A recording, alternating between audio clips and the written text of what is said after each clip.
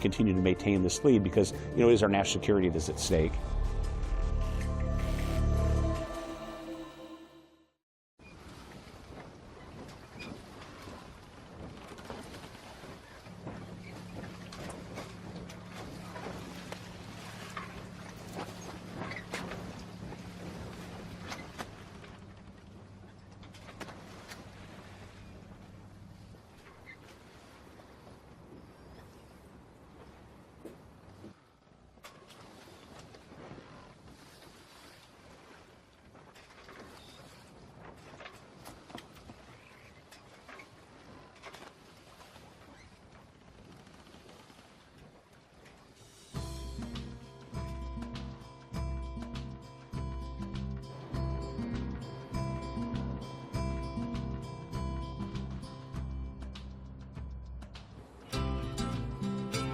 It wasn't that many years ago that wooden boats were the norm.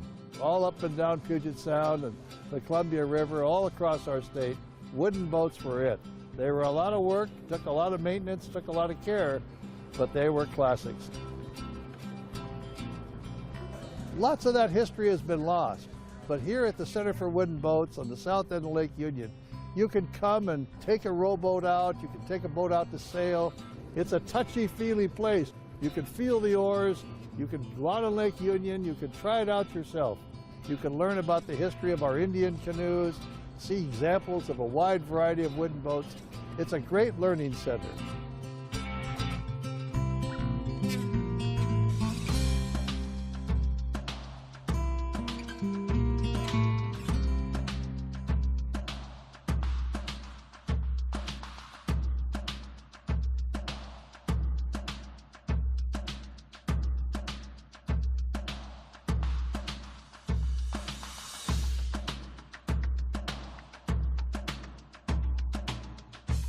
This was the dream of Dick Wagner. Dick lobbied every... I asked for historic investments in housing to respond to the housing crisis that we have. I proposed over $200 million in investments, for example.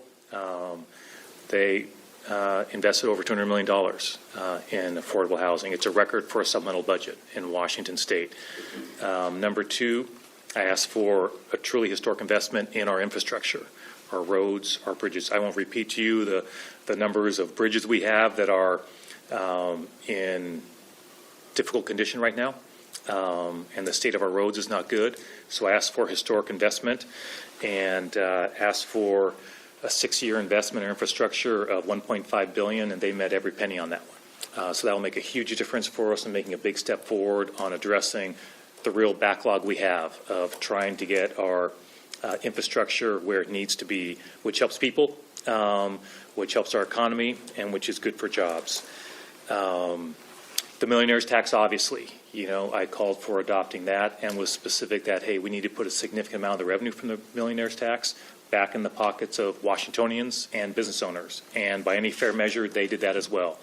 In my Say the State, I specifically called out the working families tax credit to increase that, and they increased it to the tune of adding 460,000 families across our state will now receive the working families tax credit check literally in the mail between $300 and $1,300. Big tax break for business owners, and all the other things you saw in the millionaire's tax of dollars back in the pockets of Washingtonians. So I was extremely pleased with the free meals, breakfast and lunch for our K through 12 students. Big priority of mine when I ran for office. So I was, just felt that really came together at the end of the session in a way that I thought was really positive. And then lastly, identified, obviously we've got the Trump administration we're dealing with, and asked for the legislature to grapple with that, and so we could do to stand up to some really outrageous conduct from the federal administration, specifically calling on the legislature to pass that bill banning masks for law enforcement and particularly ICE agents, and that of course was passed in addition to other proposals. So on each of those items that were really the core of my speech and my state of the state, I really couldn't have asked for anything more, from the legislature. So I just felt we, the Democratic caucuses and this office, I think just turned out to be especially aligned this session, identifying what we were focused on: affordability, more housing, addressing our infrastructure needs, and dealing with the chaos from the federal administration. And I just Just really appreciate the partnership we had in this session, and the communication was fantastic. The teams worked really hard together, and you're always navigating challenges in any session. Of course, that's just the way it works. But I just felt we came together in a way that I think is really going to move our state forward. So I'm happy to answer any questions that folks have. Are there any takeaways from last year's session, just starting out as a new governor, that you brought into this session that you thought were you able to build upon just kind of the work you did last session? Like, is there anything that you used from last year that you brought into this year, I guess? Oh, was anything I experienced from the experience last year that, sure, I mean, I think it's important in anything you do in life, right, is to examine how it went and see what can be improved. That's, it's 9:15 at night, so I'll bore you with, I used to be a professional chess player, as you probably know, and so you're stuck with a chess analogy for being here at 9:15 in the evening. But, one thing, if you're playing high-level chess, if you play a game, win, lose, or draw, you spend a lot of time looking at that game afterwards. You spend a lot of time looking at it. You dissect that game move by move. What did I do right? What did I do wrong? How could I have improved that? That's the nature of chess. If you want to get good at it, you better be doing that. You're doing that after every single game. And so that's an approach I try to take in my life in general, and a legislative session as a first-time governor is no different. That said, I think the main, there are many differences, right? As a new governor, you literally get sworn in when the session's already underway. You parachute into something. It's not your proposed budget. You're literally assembling your team in real time as you're leaving your old job as Attorney General. There's a lot going on.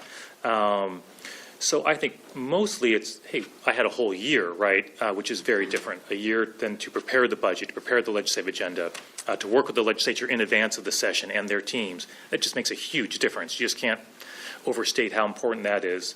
And number two, everyone getting used to each other, right? They're new relationships. Obviously, I know legislative leaders, but it's different, right? And being in this position, and I think like any relationship, and I've said this before, it takes time to work out, right?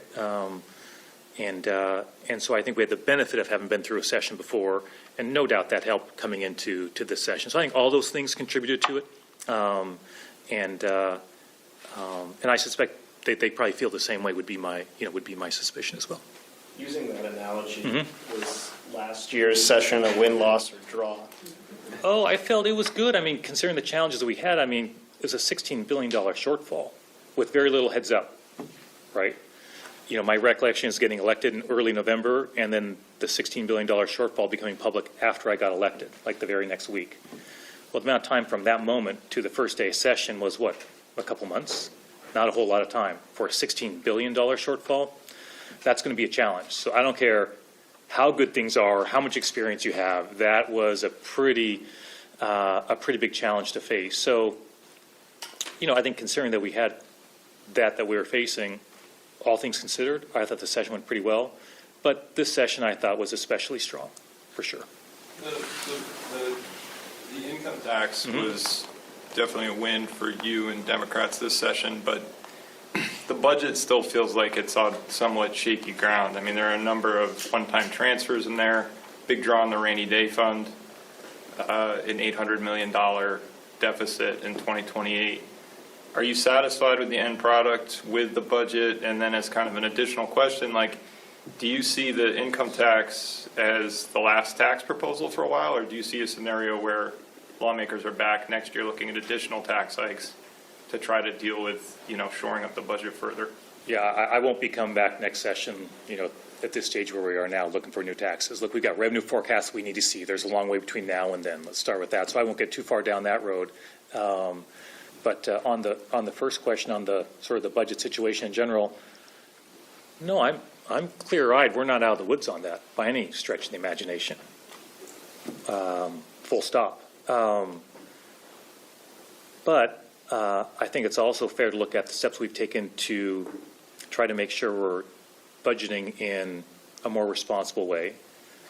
I was clear a year ago I wasn't going to sign budgets anymore that assume revenue growth that were not based on what the experts tell us our revenue growth is going to be. In other words, I wouldn't be signing budgets that assume that 4.5% that's allowed under the law, if that's not related to the actual revenue forecast the experts say we're going to have. And that's certainly the case this time as well. So we've now had a couple years in a row of actually budgeting to our anticipated revenue growth. And that's going to help us in the long term to not get in that big hole again. And so, no, I think we're on a trajectory of budgeting in a way that the people expect, right, living within our means. But that said, no, I think we all, it's not just my opinion. I've had many conversations, many legislators. There's not a single one who says we're all good on our budget situation. And so we're going to be mindful of that, and we'll be watching our revenue forecast closely and see where that takes us before I propose my budget later on this year. And what do you think are some of the most meaningful things that you did this session to address affordability for Washingtonians in the coming year or so? Yeah, well, I mean, there'd be many things. I mean, but to keep it relatively short, within the millionaire's tax, for example, that's literally going to be a record tax break for business owners across Washington state. We have, for example, the working families tax credit that's going to be expanded to 460,000 families. All those are steps that I think are really important, the sales tax exemptions. So also just in terms of on the housing side, we need to make our things that'll happen right away. We made huge investments in housing. When I campaigned for governor, many of you have heard me say this before, and going to every 39 county, the issue I heard the most was the need for more housing, more affordable housing. And I'm excited about that investment in housing, but equally excited, and we'll have a chance to work through these bills in the coming days as well. But once again, just like last session, lots of legislation to try and streamline our processes, to build more housing, to open up more locations to build housing, and I'm very excited about that as well. And that's been, in often cases, that's been a bipartisan effort by the legislature. That's going to make life better for Washingtonians to have more of that housing. So I think that's been a focal point for us, is to try and take actions that make life more affordable, and we're going to continue to focus in that way. I mean, I had meant for the coming year, so I know the millionaire's tax is not going to really kick in until 2029, but housing and anything else, or do you feel that housing? Well, I think in the press conference I saw just before, I think it was the speaker who talked about the legislation we had on the healthcare side, right? That will make a big difference for Washingtonians, so I think her comments were spot on that. That was request legislation from me and Patty Cooter, of course. So I think on multiple different areas, you're seeing that in my proposed budget. We had investments for rebates using our Climate Commitment Act for, I don't want to get the number wrong, it's a little bit late, but it was many thousands of households to help with their energy bills. That was adopted by the legislature as well. And I know they had their own proposals that have come our way. I've not had a chance to go through them in detail, but I know are coming our way. So I think that was a big focus, and looking forward to reviewing those proposals when they come to my desk. Were you disappointed not to see any sort of broad reform on the tort liability issue? Was I disappointed? I mean, it's always going to be a challenge in a short session. You're not going to accomplish everything. That's just not possible. So I think there are good conversations around that, and I'm confident that those conversations will continue in the interim. And so I don't know if disappointed is the right word, in the sense that with a short session, there's only so much you can do, right? It's just, if the clock is ticking, you got deadlines, and that's a pretty big item to grapple with. And so I felt, though, that there were good conversations that came out of that. It's not wasted time. It's not wasted work. And I'm confident that we'll be having more conversations in the interim, and we'll see what the next session brings. Do you think the arbitration proposal that was on the table went far enough, or do you really think it's going to take a more drastic step, like capping Too soon to payouts say. or something like that? I don't want to get out ahead of. There's a lot of good conversations going on, so I don't want to get out ahead of all that. And we're having good conversations with stakeholders and legislators, and lots of different opinions about what the best path forward is. And so, the one thing I'm confident, I think we'll be coming back to that issue next session. I think that's the most I could say at this time. I think it's safe to say that House Democrats were scrambling a bit on your data center tax break elimination bill. Can you speak to how involved you or your team were in trying to whip votes for that?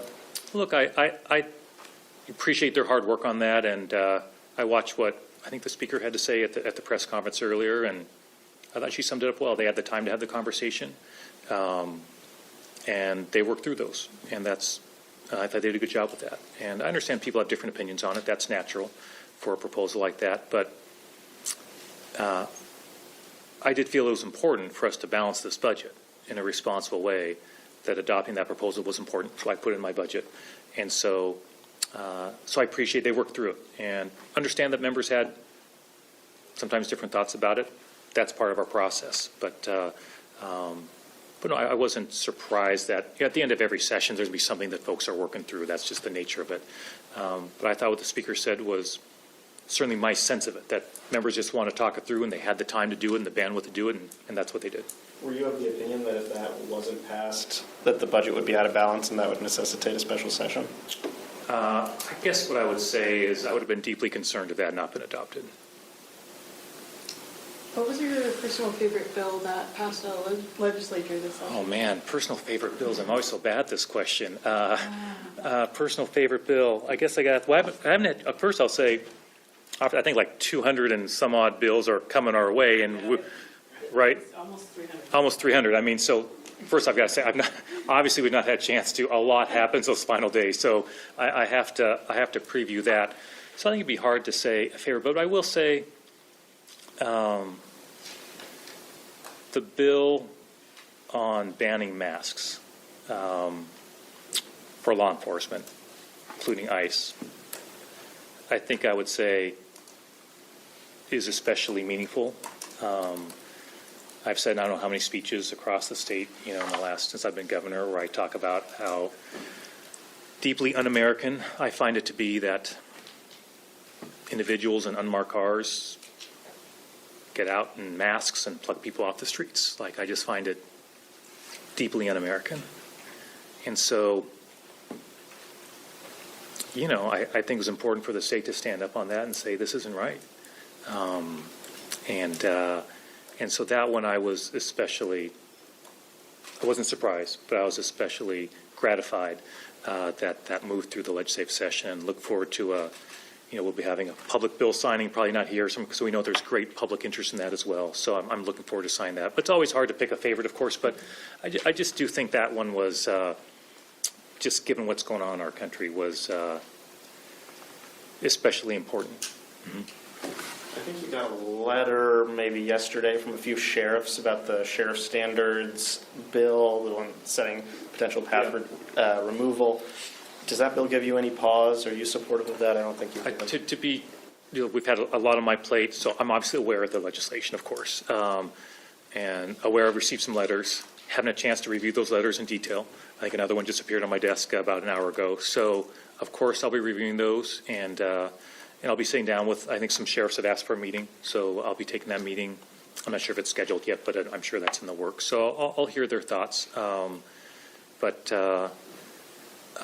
I believe Senator Lovick's the prime sponsor on that legislation. Is that right? I'll just have a lot of respect for Senator Lovick and his law enforcement background, and have a lot of trust in his judgment in particular, and a lot of respect for him as a person and a former law enforcement official. So I'll look at it carefully, of course, like I do for any piece of legislation. But they have asked for a meeting, and of course, I have a relationship with sheriffs from my time as Attorney General and as Governor, and so of course we'll take that meeting and hear their thoughts. Do you expect to take the full 20 days to sign the income tax bill? I have no idea. I mean, honestly, we have I'm hearing the number 300 bills. We have a lot of work. I appreciate legislators work hard, and they get to leave our work. I don't want to say just starting, but it's we have a lot of work ahead of us for these next 20 days. So I just wouldn't be able to anticipate on any piece of legislation. I think we've identified a few for Saturday. We're going to try and get going on getting as many as we can, but it's going to take time to work through all those.